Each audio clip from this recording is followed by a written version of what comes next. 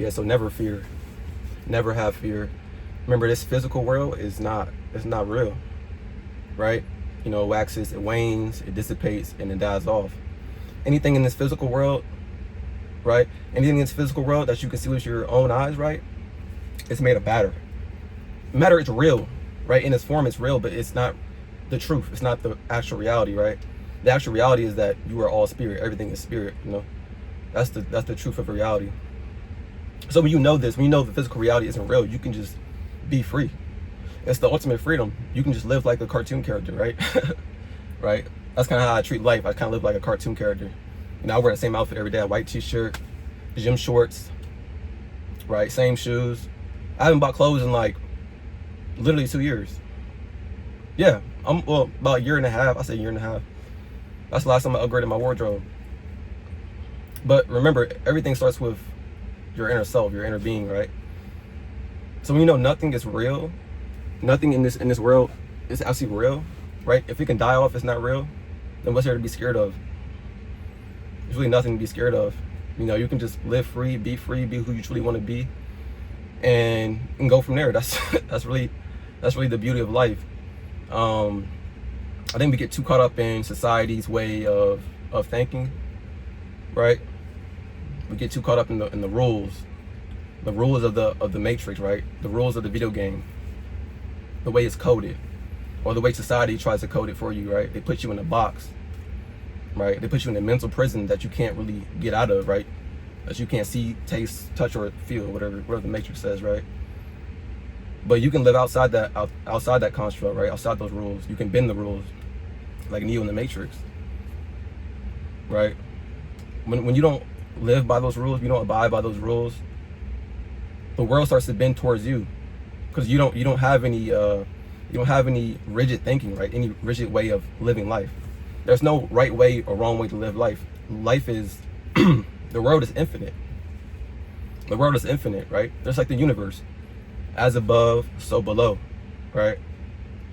As in, and then if that's true, as above, so below, that means just like the universe, the world, Earth is infinite, right? There's infinite realities, infinite experiences, infinite experiences, infinite ways to live life. And when you know this, you can just live whatever your ideal life is, right? You can choose. So when the Bible says choose life, you know, it says I kill, I make alive, I wound, I heal. I do all these things, but nothing can deliver out of my hand, right? But it says choose life, right? When you choose life, everything is done for you. Everything can just open up. You don't live in fear, right? As James Allen said in the Heavenly Life, fear is just a shadow of selfishness. Can't talk. But yeah, fear is just a shadow of selfishness. And when you live in unconditional love, right? When you open up your heart, right? The whole world opens up to you, because you're open. When your heart changes, the world changes. That's how it works, right? That's why on 9/11, right, when the planes hit the towers, they took the magnetic reading of the Earth, and they measured it, and the frequency was like so low. It was like at an all-time low, right? But as you know, like how we radiate, right? It goes out into the world, right? It goes out into the universe. Everybody can feel it. We all feel the, what do you call it? We all feel the way of thinking, the conscious, or the, how am I trying to say this? The mainstream way of, or the mainstream vibration, we all can feel it in some way, shape, or form. Everybody can feel it. Even if you live in a high vibration, right? You can still feel how most people live throughout their everyday. You can still feel it, because it's noticeable. It's very noticeable, right? That's why it's good to uplift people. It's good to, say hey to people, say hello, wave at them, because people want to connect. People want to live in love. People don't want to not talk to each other. People want to connect and be friends, learn about each other, learn about each other's experiences. That's how it works. Everybody wants to do that.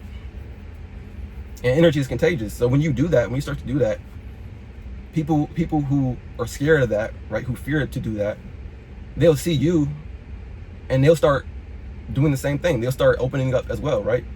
Because when you open up to somebody, right, they're gonna get the inspiration like, wow, he's free from the normal way of thinking, the norm, right? The norm of society. And that's gonna like give him or her inspiration. Because they're gonna see it. They know that's the truth. That's the real you.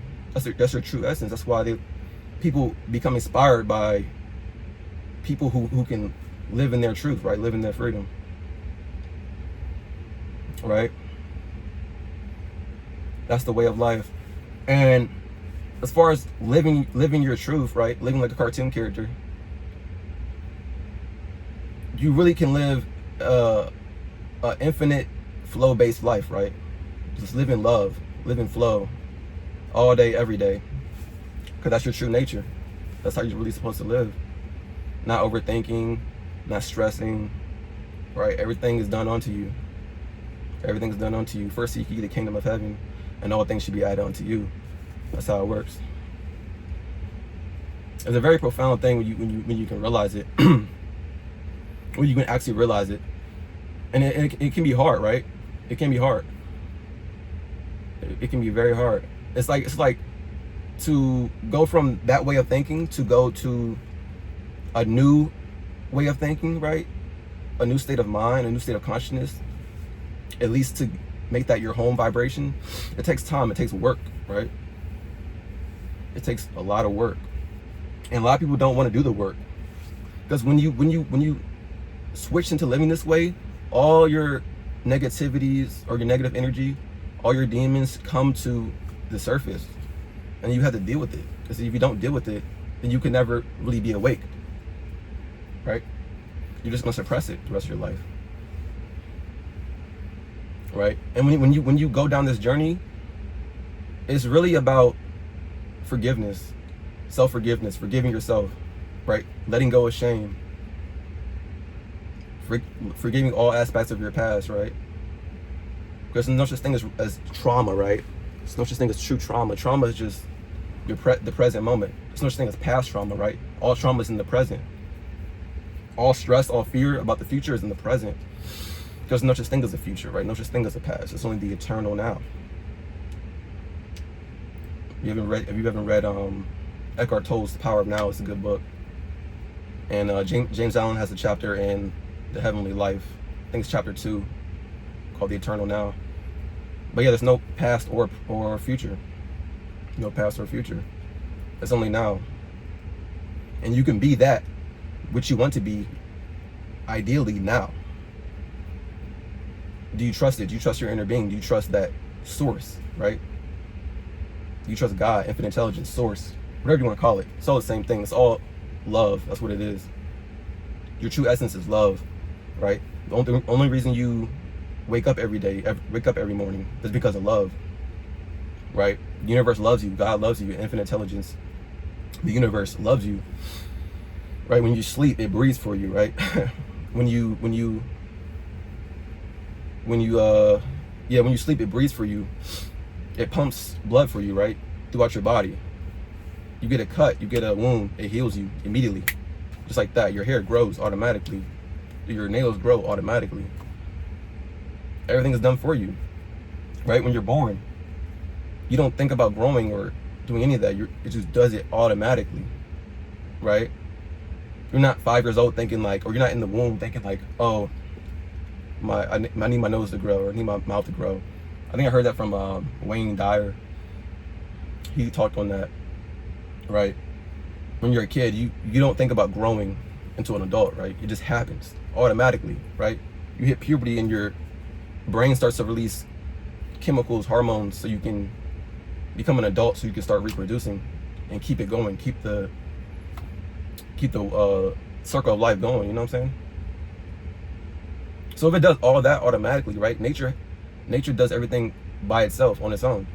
You don't think you can live your ideal life? You don't think you can live your ideal lifestyle? Get that ideal house? Get that ideal car you want? That ideal relationship? You don't think you can do any of that? That stuff's so small. That stuff is like 0.0000001%. of your true ability in life, or your true ability as you. Because remember, the physical world is not real. The physical world is fake, but you are real. Right? You are real. There's an episode in South Park where I think it's Imagination Land. Butters, they told Butters, you were real. They told him to imagine Santa, and they said, boy, you are real. You're a creator. You can imagine anything you want into this reality, because they were in Imagination Land, right? They told him to think of Santa, right? Whatever's most prominent in your mind will come to be, right? He said, think of Santa, think of only Santa. And then he started thinking, right? He started thinking, trying to think hard, trying to get Santa, but all he could think of was his dad. And guess what? His dad appeared and started punishing him, started grinding him. Like, you know, if you know South Park, you know what I'm talking about. But the most prominent thing in his mind, which was his dad being trying to punish him, came to be. That's what he feared the most, right? That's what he feared the most. But yeah, anything that dies off, anything that has a finite amount of time, it's not real. That's why James Allen in Heavenly Life, he says, not to know that within you that is formless and defined of time and death is not to know anything, but to be a dullard, right? Sorry, my fucking car always does this. Right? Not to know that within you that's formless and defined of time and death is not to know anything. Because your true form is spirit. Your true form is formless awareness, right? That's your true form. God became man so man can become God. That's what the Bible says. And it's the truth. You are the universe experiencing itself as a human in human form, right? Because God is man and man is God. And exists in us and we in him. Right? That's Neville Goddard would say, the eternal body of God is the imagination. That's the only truth. Imagination is what? Just consciousness. Your consciousness is the only reality. Right? Start living like a cartoon character. Right? Don't care about what people say, or, you know, what the news is saying, what the mainstream way of thinking is. It's not real. It's far from real. It's a lot of BS. That's what a lot of what it is. It's a bunch of hoopla, you know what I'm saying? But the physical world isn't real. It's a figment of your imagination. Get it? It's a figment of your imagination. And you create your reality. You're the co-creator of your own reality. Everything you think and feel on a constant daily basis is your life. The physical world is slow and mundane. So it takes time, right? Whatever you desire, whatever you want to see in your physical world, you have to go through time and space, right? Even though that's not real either, but you have to go through time and space until your physical reality catches up with your vibrational reality. Because your vibrational reality is the only true reality. But time on this plane moves slow. It moves slow. So, you know what I'm saying? It's just an infinite slow loop. But through that interval, everything that you think feelingly on, right, with a lighthearted focus, starts to slowly come into your world. Your physical world starts to slowly mold itself, to how you think and feel, right? Your mind is the Garden of Eden, and you can plant any seed, right? A seed becomes an act, the act becomes a habit, and the habit becomes a character, right? That's how it works. And the knowledge of good and evil, right? The tree of the knowledge of good and evil, that's your nervous system. And you eat on that. That's what you eat on. You can eat the good fruit, or you can eat the bad fruit. The good fruit is just your positive focus. The bad fruit is the negative thoughts, right? The negative thoughts you feed off of. That's how it works. So when you plant a seed, right, which is a thought, your nervous system feels that, whether it's good or bad. And remember, your body's an electromagnetic pole.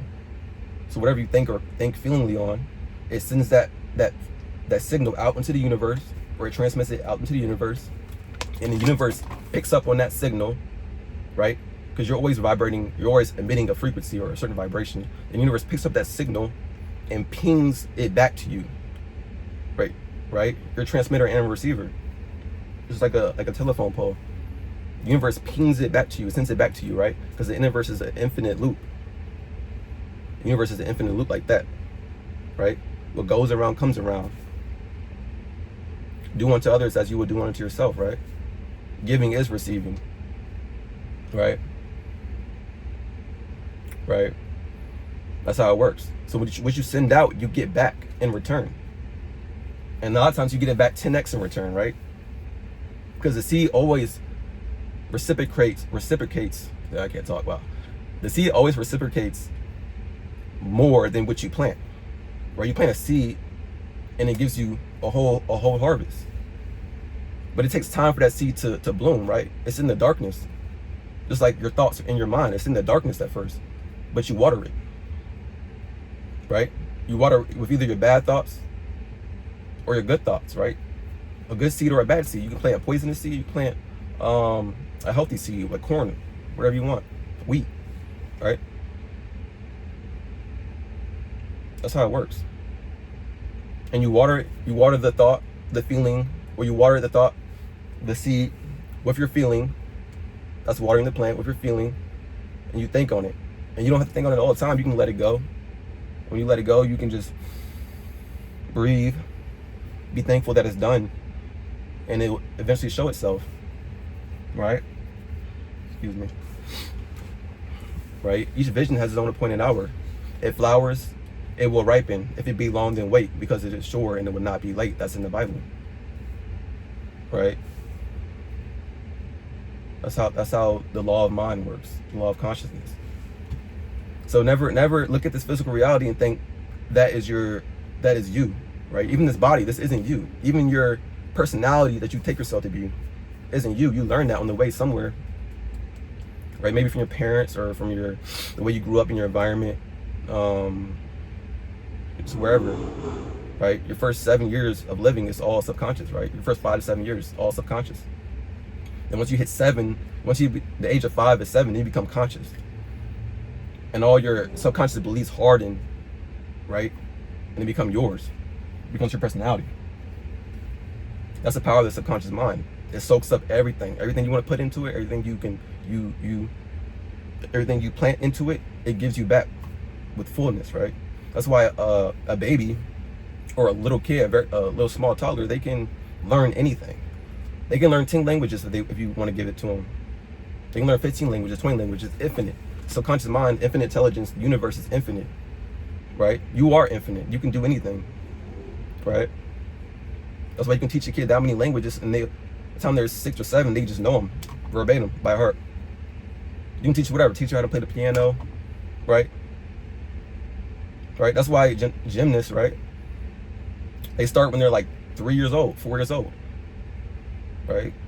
Because you're all subconscious. You don't know any limits when you're a little kid. That's why gymnasts, they start when they're young, right? They have to start when they're young, because you can't turn like 8, 9 years old, 10 years old and start doing a backflip on a beam with no hands. You're not doing that when you're conscious, when you already became conscious. You have to do that before you become conscious, so you know you can do it, right? A grown adult will never do a backflip off a beam or on a beam, because that's maddening. You would never. But if you can do it when you're a kid, because you have no limits. Everything is done for you. Remember, the physical world is just a figment of your imagination. And that's all it is.